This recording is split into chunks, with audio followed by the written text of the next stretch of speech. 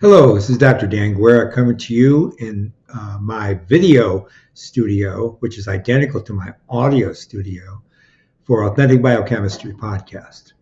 Today, as I've been suggesting, I will occasionally do video lectures when I think that having the visual will be more helpful to get the communication across.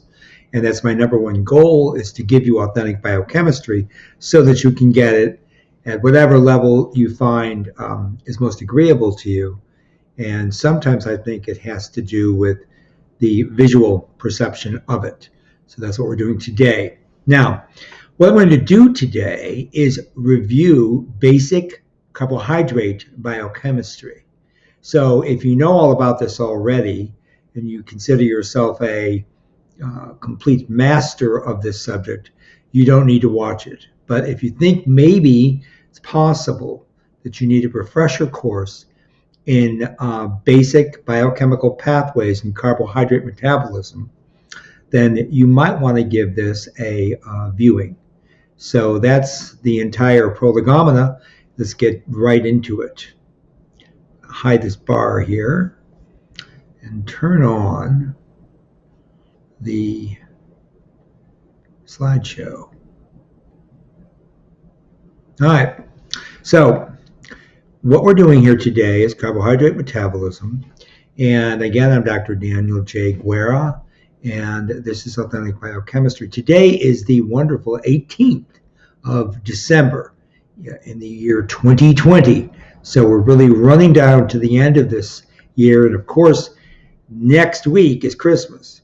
So for all of those who need to get Christmas presents, Christmas shopping done, I wouldn't delay any longer because it's already Friday and it's exactly 1 week away. So get those presents purchased, get your Christmas tree cut. We're going to do that on Sunday, so we're doing a little late this year. We go out to the woods and get a Christmas tree, of course. And it'll look something like that tree you see in that picture there, although you can tell maybe that picture was taken in the summer. But it's in the same woods in Nez Perce National Forest, Clearwater National Forest in the Inland Pacific Northwest. And that's where I do all my wood cutting and all my Christmas tree cutting. So now that we've got that done, let's continue on with some real science. Okay, let's move me out of the way here. So we're going to talk about glucose metabolism, and glucose can come from glycogen. Glycogen is storage homopolymer of glucose. So via a process called glycogenolysis, you can break down storage glycogen, for example, in the liver, and convert it to glucose. That's actually not converted to free glucose. It's phosphorylated form, either glucose 1-phosphate or glucose 6-phosphate. Depending on how the metabolism plays out. But ultimately, you make a phosphorylated glucose intermediate, then run it through a pathway known as glycolysis, which is a pathway that does not require molecular oxygen. It's an ancient pathway. It's in all cells, and basically converts glucose either to pyruvic acid or to lactic acid. When it goes to lactic acid, that means that it's not destined to enter the Tca cycle. So now you can tell from the slide that you can also synthesize glucose from lactate or from a lot of other non-carbohydrate precursors, including amino acids. And that process is called gluconeogenesis. Likewise, you can synthesize storage form glucose, the homopolymer glucose, as an alpha 1,4,1,6 linked polymer to form glycogen. And that process is called glycogenesis.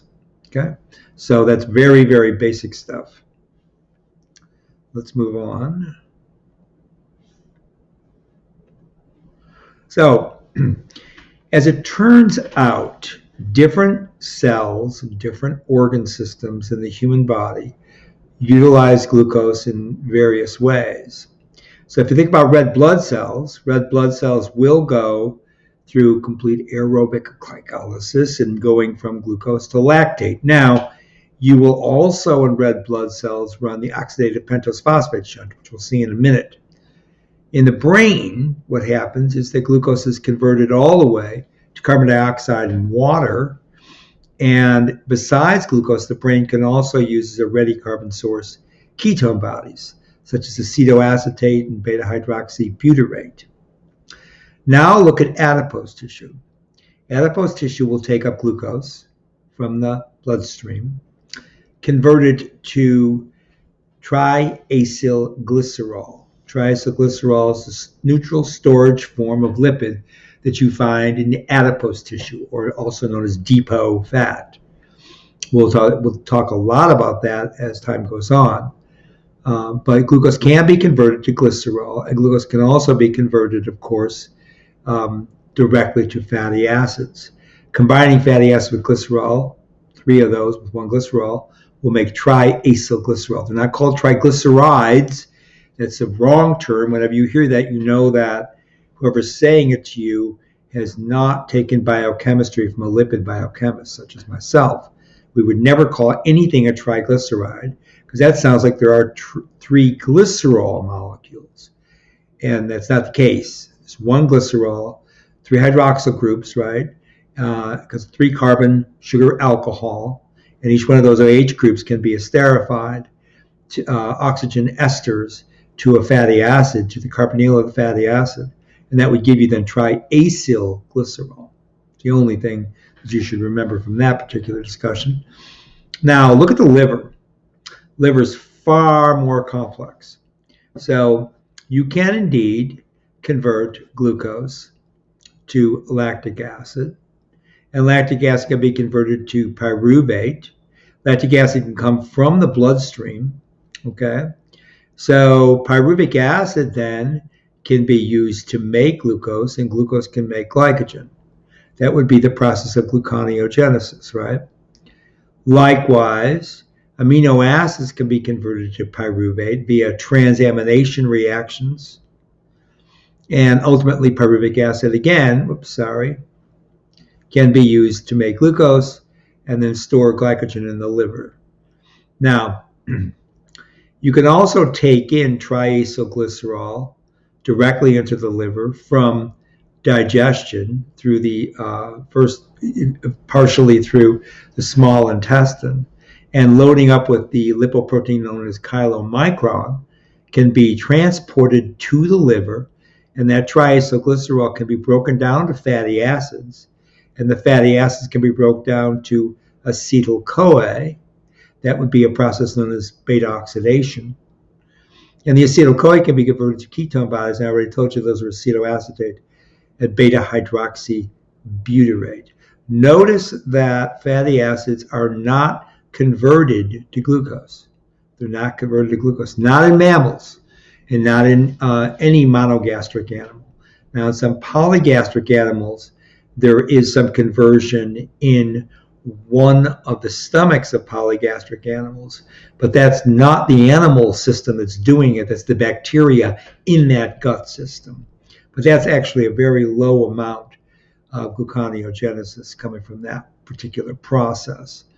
So mammals in general do not synthesize glucose from fatty acids. You've done the correct machinery to do that.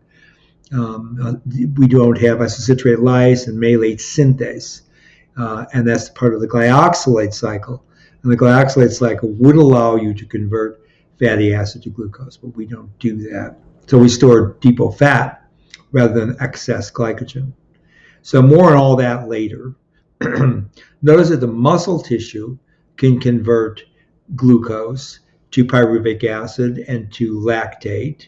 And the lactate can leave the muscle, enter the liver, and go through the process of gluconeogenesis, first through lactate dehydrogenase here, and then pyruvate to glucose, that's gluconeogenesis. And the glucose can come back to the muscle. That's actually a cycle called the Cori cycle, C-O-R-I, named after the Italian husband and wife team that discovered that way back in the first third of the 20th century. Okay, so what else I want to say? The muscle can store glycogen, of course. Glycogen is broken down to glucose via glycogenolysis, and then that's how you generate ATP in the muscle tissue. Now, what's not shown that much here, but which is very important in muscle, is intracellular triacylglycerols, and that means you can break down triacylglycerol two fatty acids, and the fatty acids can be completely metabolized via beta oxidation down again to carbon dioxide and water. And the reason that can happen is if there's enough molecular oxygen. Okay. Now that means it's running through the Tca cycle. Notice again, no glucose synthesis. There's no glucose synthesis from fatty acids in any cellular system in humans. So let's go into this slide. This is an old Devlin biochemistry text slide. I'm sorry that it doesn't reproduce well, but I like it because it gives you a little bit more detail. I'm going to have to put on my spectacles here so I can see it better. But showing you here that red blood cells, you see, can take up glucose, convert it to glucose 6-phosphate, and glucose 6-phosphate can go on to glycolysis, or it can be utilized in the oxidative pentose phosphate shunt to make pentose, that's 5 carbon sugars, like ribose 5-phosphate, ribulose 5-phosphate, but also in the process it's going to make NADPH. And NADPH is necessary in the red blood cell to maintain a reduction of the increasing amount of reactive oxygen that's made because of the iron that's in red blood cells associated, of course, with hemoglobin. So red blood cells don't do much else than glycolysis and the oxidative pentose phosphate shunt. Okay. Now take a look at the brain cells again. This is the same thing we just saw before, a little bit more detail. Glucose converted here. This is hexokinase or glucokinase, making glucose 6-phosphate. The brain can also, of course, and does indeed go through the oxidative pentose phosphate shunt. And I'll show you all this in flora detail soon. And again, that's because it makes NADPH. You need NADPH to reduce reactive oxygen species, but you also need NADPH for reductive biosynthesis, something that does, of course, occur in the brain, at least in brains that are fully functional. Glycolysis will generate pyruvate here. Notice no lactates being formed. And that pyruvate is going to run through this process here. This is the Tca cycle. Okay, carbon dioxide is going to be released, right, because it's part of respiration. And you're going to make acetyl-CoA. Now, the acetyl-CoA will go through the Tca cycle, shown here. So this is pyruvate dehydrogenase. Pyruvate dehydrogenase we talked a lot about in recent lectures. Remember the PDH kinase, which will phosphorylate that enzyme and do what to it? Shut it down, right? So that if that enzyme was active and it wasn't being controlled by some other means, which you know can be controlled, then you would make lactic acid because pyruvate could go to lactate here, but it doesn't, by and large, in the brain, though some is made. At any rate, the Tca cycle, you make a lot more carbon dioxide. This pyruvate dehydrogenase, of course, is decarboxylating, and so you make acetyl-CoA. Okay. Muscle and heart, okay, so muscle tissue in general, take up glucose, and that glucose can be converted again to glucose 6-phosphate. It can make glycogen, because you need glycogen, some glycogen, particularly in skeletal muscle, and also in endothelial cells to some degree. And the glucose 6-phosphate will always go through the oxidative pentose phosphate shunt to make NADPH and ribose sugars, one of them ribose 5-phosphate, which of course you know is a component of nucleic acids. Of course, glucose can be converted via glycolysis to pyruvate to acetyl-CoA via pyruvate dehydrogenase, decarboxylating. But some lactic acid is formed. There's your Cori cycle again, say. And this is a symporting system, lactate out and protons out, right, to balance the charge across that membrane. Not much else to say about the muscle right now. Adipose tissue, you know, you take up glucose. You, again, phosphorylate to keep it in the cell. You can make some glycogen in the adipose, not much. You need a lot of oxidative pentose phosphate because you need a lot of NADPH because you're going to convert the acetyl-CoA to fatty acids, and then you're going to sterify those fatty acids to glycerol, and you're going to make triacylglycerol. You can also make cholesterol in the adipose tissue, okay? All right, now, but most cholesterol is actually synthesized in the liver. So here's the liver does everything, as you saw in the last slide. Glucose converted to glucose 6-phosphate, it could be either hexokinase or glucokinase. Pentose phosphates are made because you've got to make a lot of reducing power in the liver, again to remove reactive oxygen, again to make for nucleic acids, and a couple of other important processes which we don't need to talk about right now. Glucosamine biosynthesis, for example, and glucuronides. You can also, of course, export glucose. So notice it's the only tissue that's really exporting tissue, the liver. So the liver can take up glucose and export. It doesn't do it at the same time, obviously, because that would be a futile cycle. And those of you, again, who know biochemistry know what I'm talking about. If not, don't worry, I will give you floor detail. You can also make lactic acid, some lactic acid. And again, that can leave, the liver, okay?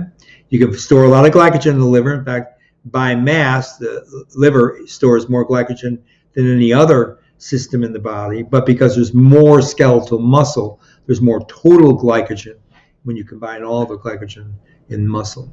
Okay. The liver can also completely take down the carbon from acetyl-CoA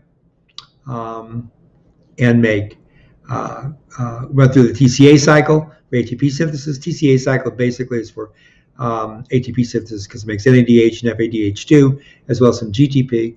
And the GTP can be converted to ATP, of course, and both the NADH and the FADH2 can be converted to their oxidized form, generating the electron motive force, proton pumping across the inner mitochondrial membrane, and then running back down through that gradient system, passing electrons through the 4 complexes of the electron transport chain, and then moving protons back through the proton pumping ATPase, synthesizing ATP in the mitosol, right? So I didn't mention that last time, but that's what the Tca cycle ultimately is hooked up with, making that reducing power. Now that same NADH and FADH2 can be made by beta oxidation of fatty acids. It's another way to push the electrons and push the protons to make ATP in the liver. It can also happen in other systems such as muscle.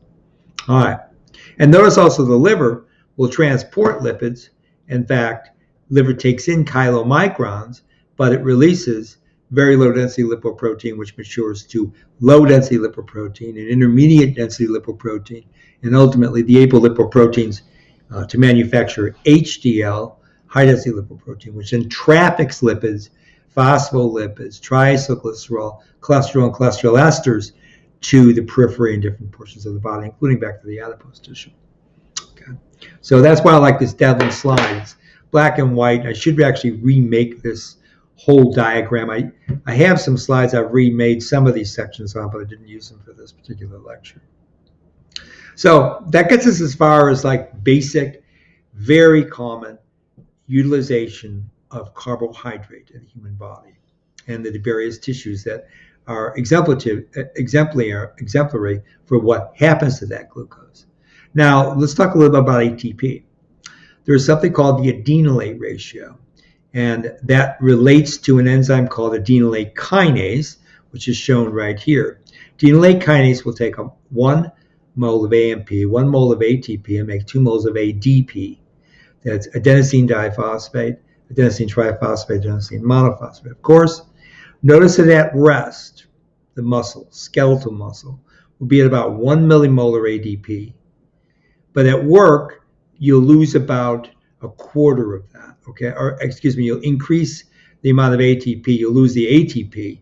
You'll lose about 20% of the ATP, and you'll make some ADP. That's because the muscle is working, stripping off that gamma phosphoryl of ATP to make ADP. So you'll make more ADP at work in skeletal muscle. You'll lose a little bit of ATP. Notice you make a lot more AMP when you work, because you're not only removing the gamma, you're also removing the beta phosphoryl of ATP. So it goes ATP to ADP to AMP. And you don't lose the last phosphoryl AMP unless you're going through salvage pathways or degradation pathways for nucleotides. And that doesn't happen for bioenergetics to any significance. So here again are the possible utilizations of ATP. Okay, ATP breaks down to ADP-PI. It's the most common utilization. You get energy from the release of this gamma phosphoryl.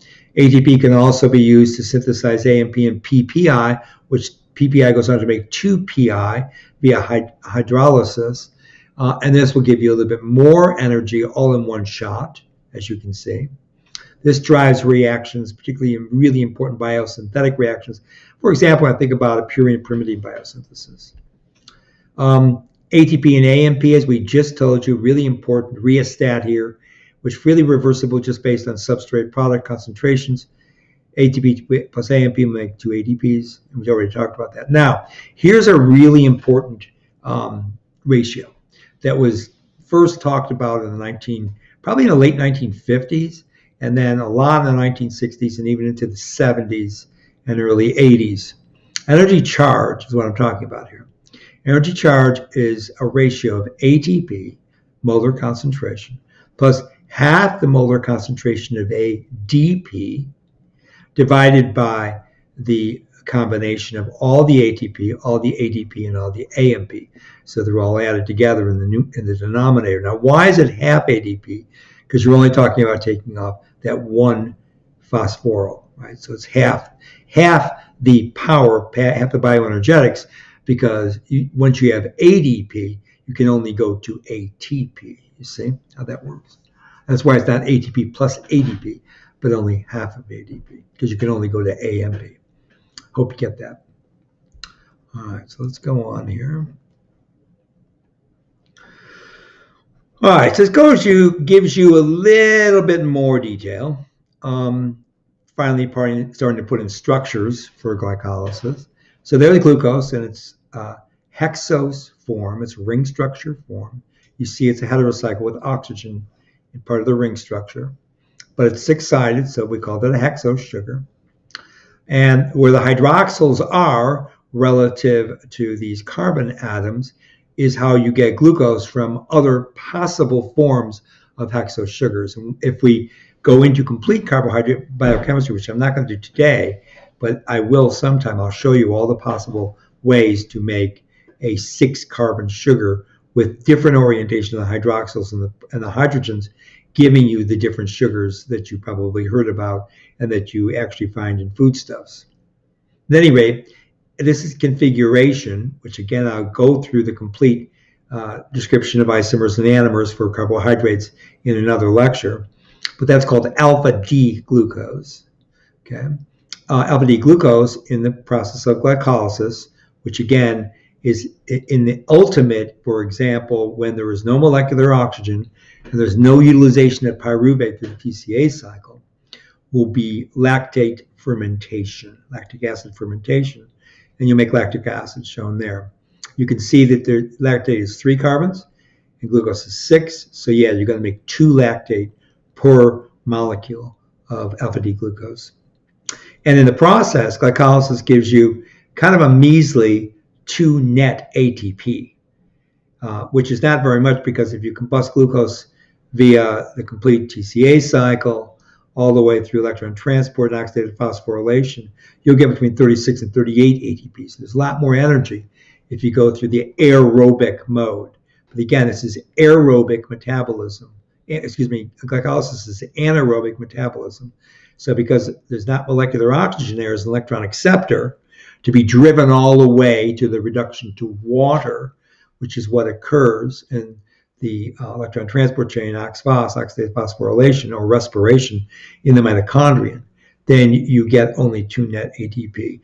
The good thing, the benefit about having glucose just going to lactate, or for that matter, just a pyruvate, is that it's very rapid, doesn't require molecular oxygen. You still make a lot of intermediates, which can run through the oxidative pentose phosphate shunt, and you can do a heck of a lot of metabolism without ever leaving the cytosol.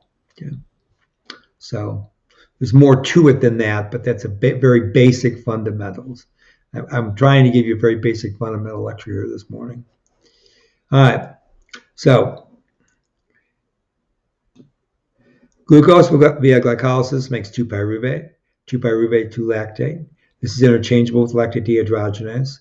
Pyruvate dehydrogenase, which we've talked a lot about in lecture, both in the audio and in the video previously and recently in Authentic Biochemistry. Pyruvate dehydrogenase, highly regulated enzyme, will transport pyruvate from the cytoplasm into the mitochondrion and will convert it to acetyl-CoA.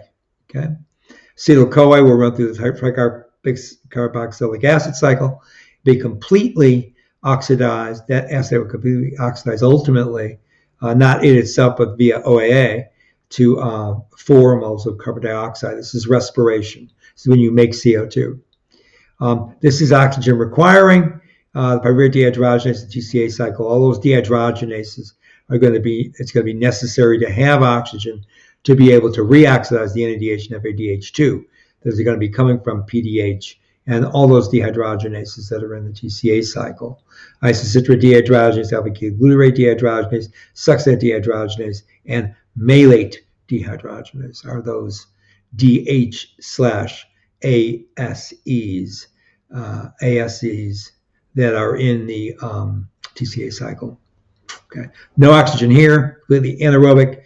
Now you've probably heard of aerobic glycolysis, for example, in tumors. The reason that we call it aerobic because even in the presence of molecular oxygen, you only run glycolysis in tumors often, especially in the core of tumor mass, and that's really inefficient. And again, one of the reasons it does it can set up for rapid cell division without mobilizing or running through any lipid metabolism. And likewise, cancer is a very wasting disease. So it's a pathophysiological, pathobiochemical system. So the system is not set up to be efficient. That's why you get rampant aerobic glycolysis in the midst of tumor cells, even when there is plenty of molecular oxygen. Okay.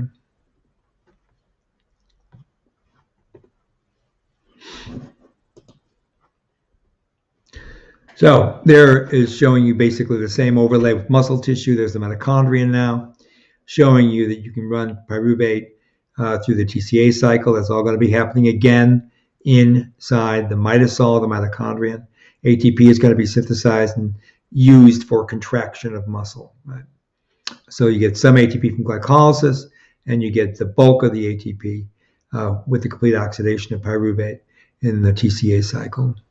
So low oxygen low oxygen tensions, such as in muscle tissue, will give you a sprint response, right? Or like if you think about birds, for example, birds that don't take real flight, such as turkeys and chickens, they'll do some little bit of flight. Turkeys definitely will, wild turkeys will, because I see them all the time out here in the country.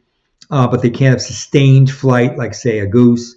It's because of the difference between having red muscle mass and white muscle mass. And the red muscle mass means there's more iron. That's why it's red. More iron means that it has more cytochromes.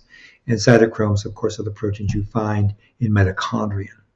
Okay, and those, therefore, you'd be running a complete aerobic metabolism, right? So that's why they're dark. That's why they're red.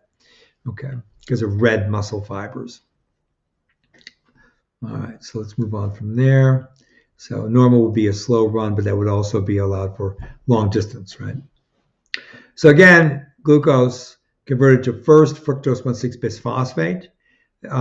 First, glucose gets phosphorylated, as I've been telling you, via hexokinase glucokinase. You're taking some NAD, 2 NAD, to make pyruvate total through the glycolytic pathway. It's going to be a total of 7 enzymes here. And you're going to make 2 NADH, that's nicotinamide adenine dinucleotide. We just talked about this quite extensively in the audio lectures. You're also going to be able to take those 2 ATP net and make 2 ATP. So you make some NADH and you make a little bit of ATP to make pyruvate. Okay, so what is the fate of pyruvate? Again, 3 possible fates. One is anaerobic homolactic fermentation. Okay, and you're going to now take some of that NADH and convert it back to NAD, which is good because the NAD is necessary to drive glycolysis, you see. Or you can go through complete aerobic oxidation, TCA cycle.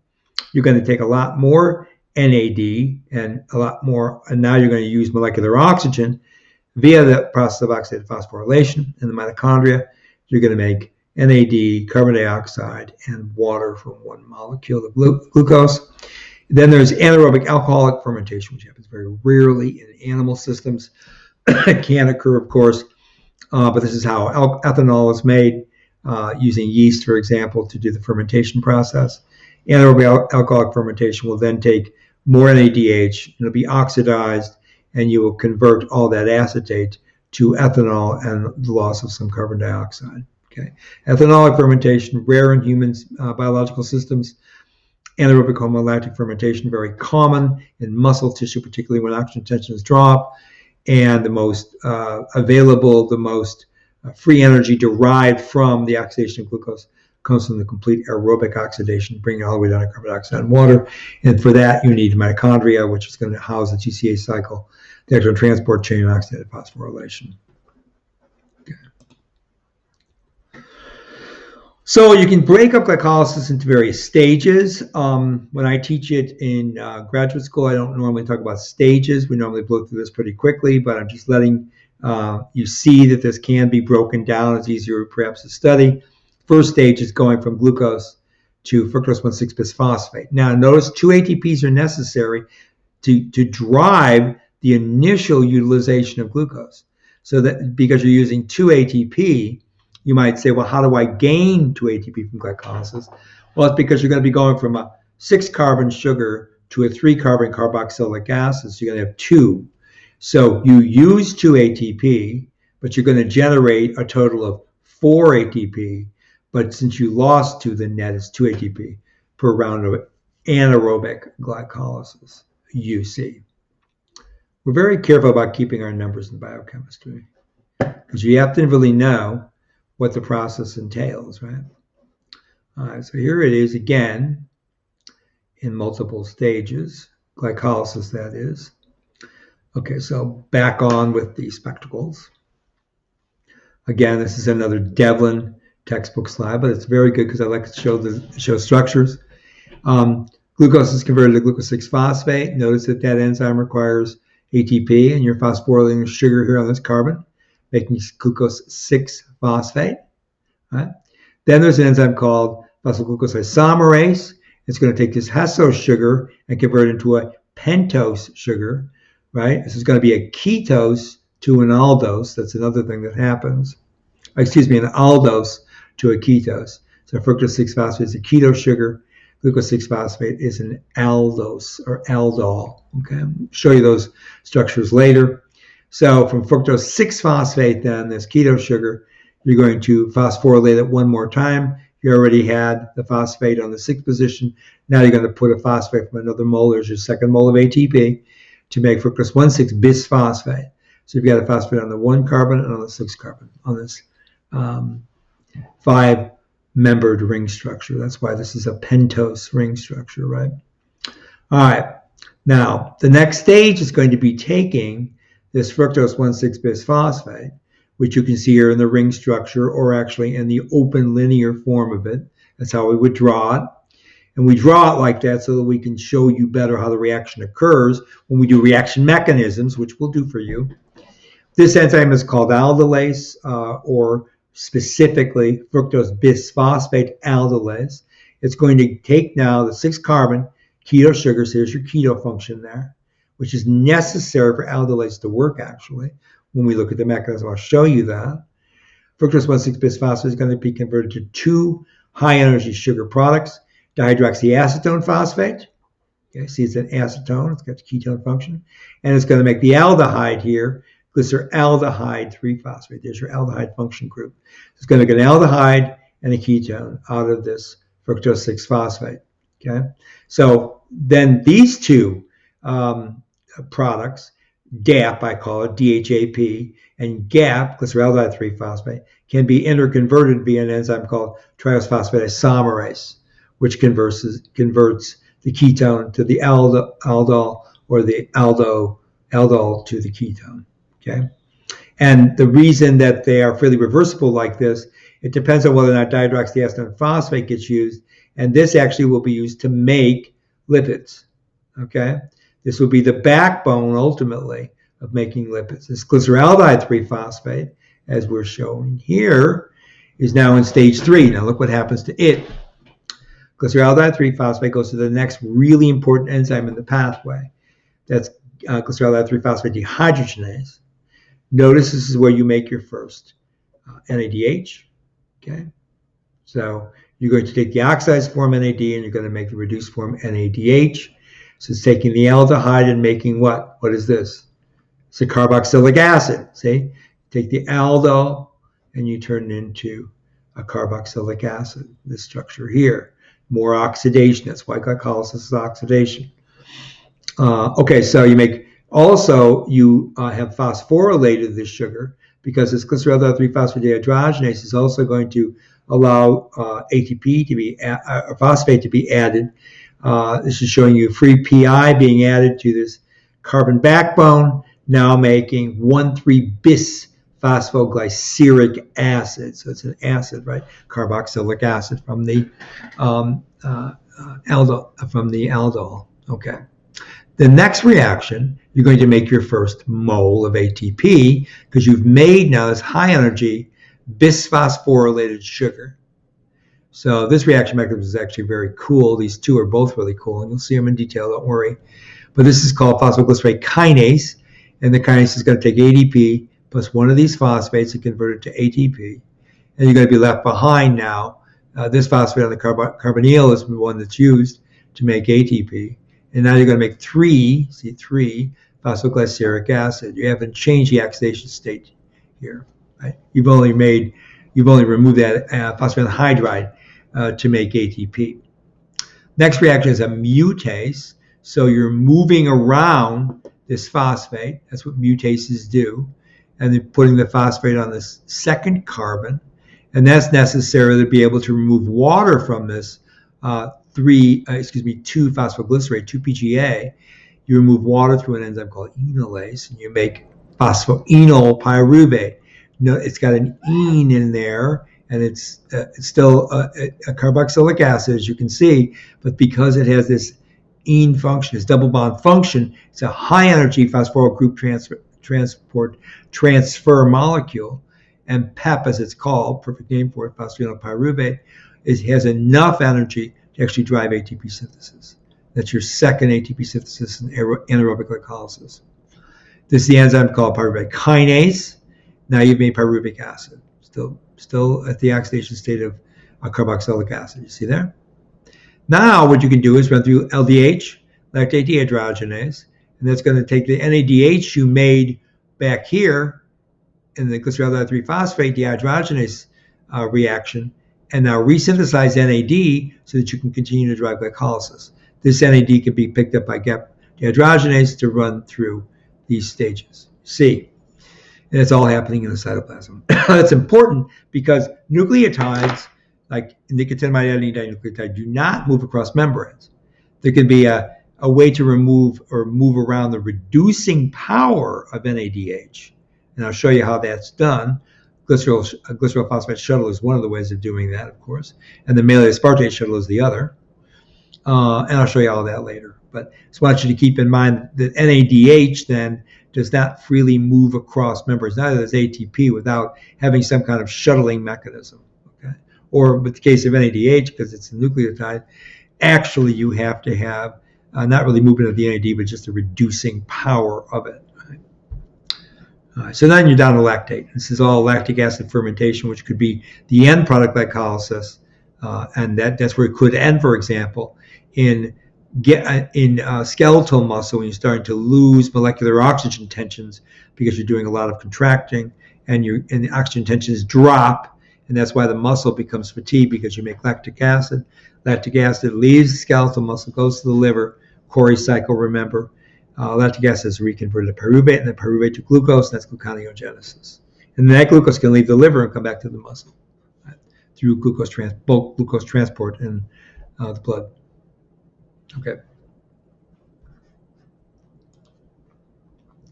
So here's the hexokinase reaction. It's configuration of glucose in spring structure form, ATP, alpha D glucose. The reaction is hexokinase, and you add this phosphate to this OH group here. And the reaction is driven off with ADP and one proton as the rest of the products. So make glucose 6-phosphate plus ADP.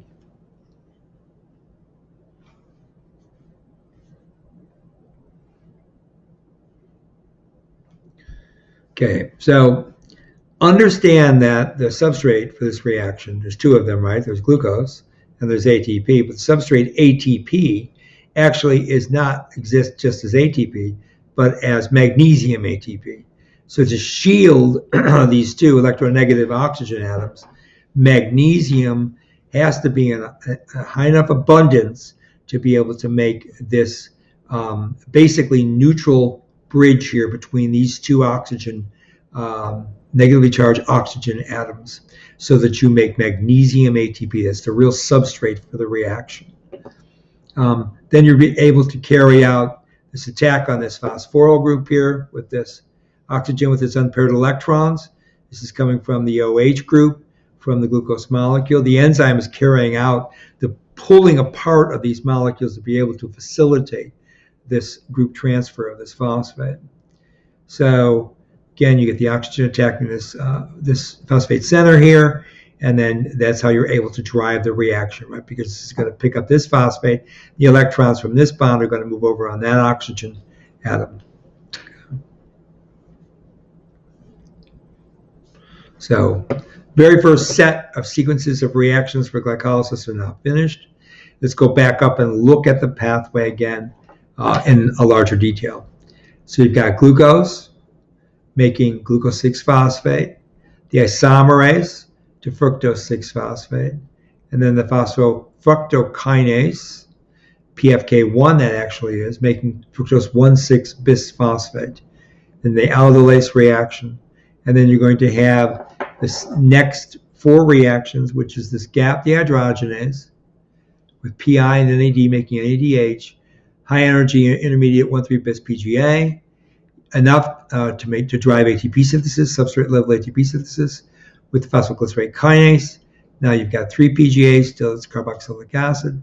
You do this mutase where you move the phosphate to the 2 position. Enolase removes water. You make the high energy compound PEP. Phospholipyruvate then has also got enough group potential energy, free energy, to drive ATP synthesis via the pyruvate kinase. Okay? Here are all the structures for the pathway. It's good for you to look at these structures because there you can understand the mechanism of each of those reactions. I haven't showed you any of the mechanisms yet, except a little bit there, just with that electron dense center and the 2 oxygen atoms, but around the phosphate esters. But I'm going to give you much more detail. Don't worry. We're going to do mechanisms here because I like doing mechanisms.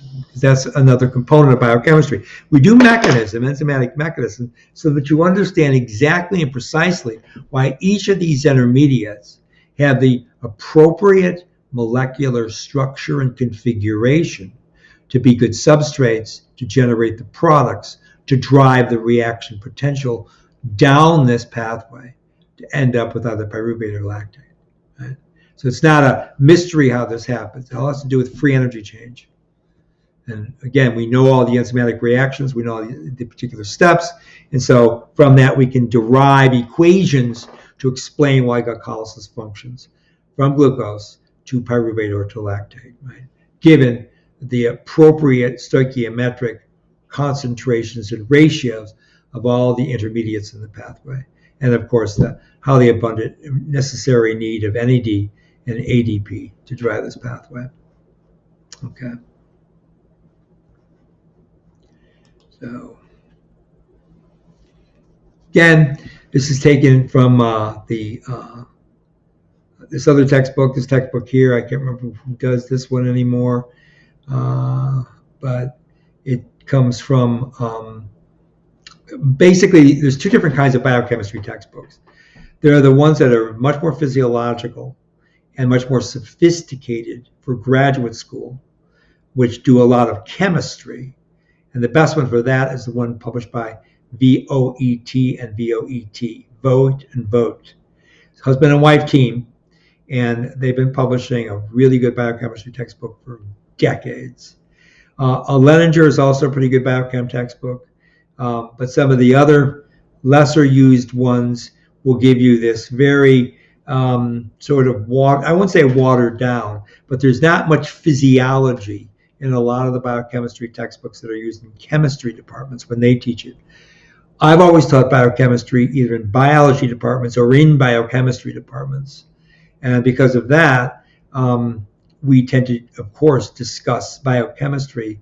That means biology and chemistry in all of our discussion of pathways.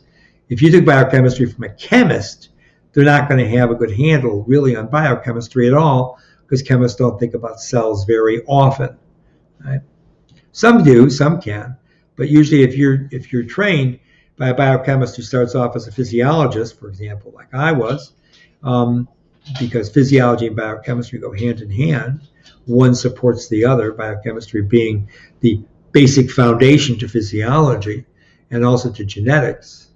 Then you're going to get a real understanding of biochemistry from not just the cellular point of view, but from the organismal point of view, particularly human biochemistry, which is what most people are interested in, unless you happen to be a plant scientist or maybe a microbial biochemist. But most people that take biochemistry, certainly medical school, veterinary science school, and most of the graduate schools I've taught at, want to know the biochemistry of humans. And I've been teaching that particular kind of biochemistry for the decades of 3 decades plus that I taught, and they've still been teaching biochemistry. So again, it's just showing you the hexokinase reaction, the isomerase, the PFK. It's going to be a highly regulated enzymatic reaction here. It's going to be regulated by another enzyme called PFK2, actually, making a fructose 2,6-bisphosphate allosteric effector molecule, which is really a cool way to understand allostericism when we dissect that mechanism of regulation. But that is actually the regulated step after you phosphorylate glucose, the glucose 6-phosphate, either with hexokinase or the glucokinase. Those two enzymes carry out the same reaction, but they're controlled allosterically quite significantly differently, and kinetically as well. They have different KMs, for example, for the substrate. Again, detail I will give you later. Aldolase, again, showing you, I like this slide. I always like showing structures. There's the aldehyde, and there's the ketone, the dihydroxyacetone phosphate, the aldolase reaction. So, well, they keep on showing you these structures, so that's how you learn it, right? And then again, just moving through the pathway, there's a dehydrogenase, and there's the structures along the way. If you are really want to learn, if you're really listening to this lecture and you want to learn biochemistry because you have to take a test, or simply because you really want to understand it at the biochemical level, not simply at the biological level, then you really need to know, and you need to really start understanding all the structures. Really recommend it. That's how I was taught, and I think, and that's how I taught it for over 30 years. You have to know these structures of all these intermediates in everything in biochemistry if you really want to be aware at the biochemical level. So the chemists that took my graduate courses were always happy that I showed structures and I went through mechanisms. And the biologists, particularly people who were like, let's say, studying butterflies or studying mating habits in mice or something, or eagles, were less likely to be interested in all the chemistry. But in my course, I did all the chemistry that was necessary, and certainly all the biology from the human point of view. And I emphasized them, I think, pretty much co-equally. Probably more about the biology once we got into knowing all of our pathways, because that's where the real interest is. Because once you do biochemistry sufficiently well and with enough florid detail, then you can start using it to explain physiology and how genetics works as a component to transfer information, to generate a biochemical system, which is all the living cells and living organisms. So I'm going to stop here because there's a lot I want to get into that is soon to leave behind this very, very broad general lecture. And again, I'm giving you this general lecture near Christmas time, kind of like as a gift, free gift, so that you can, if you've never had biochemistry before and you're trying to listen to my audio authentic biochemistry lectures, and I throw around the names of a lot of intermediates, a lot of pathways, I want to give you this as sort of a fundamental, coherent background, so that when we start talking about metabolism sensu stricto, you'll be able to think back or maybe go back and watch these lectures. And from that, you're going to get what I really want you to learn. I want you to understand biochemistry authentically. And that means that you have to be able to know how all of these pathways are networked. So I'm showing you glycolysis right now, but understand this, that pathway never works sterile. It works along with hundreds and hundreds of other potential pathways simultaneously. and with different membrane structures in between, sometimes subcellularly via metabolic zonation, to be able to convert a lot of these carbon sources into just a complete multitude of individual molecular species that are necessary for the cell to actually function. And it's not just the different structures and the different metabolic pathways, but it's all the temporal sequences. So this is all based on event ontology, happening in real time to keep a living system going all the way that it becomes very old, and ultimately, or because it gets very ill, or from some other calamity, can cause that system to die. But living systems are very hardy because built into the living system is a tremendous amount of regulation. And you don't understand the regulation until you get all of the pathways figured out, see how they're networked together coherently, and when they're not coherent, and sometimes they appear paradoxical, they look like fetal cycles when they never really are. Once you get to that next level, then you can understand how gene expression is controlled and how nutrition affects gene expression, how the environment does, and how aging itself does. And that's ultimately why we're doing all this in authentic biochemistry. Because remember, I'm talking about the immune system and how the immune system basically sets the stage for the entire aging process in humans, and ultimately all the way to death, right? And not that the immune system is corrupted. It doesn't have to be corrupted at all. It's just the ultimate end product. So I'm going to leave you with that. And we're going to pick up on this real soon next time. This is Dr. Dan Guerra of Authentic Biochemistry saying bye for now.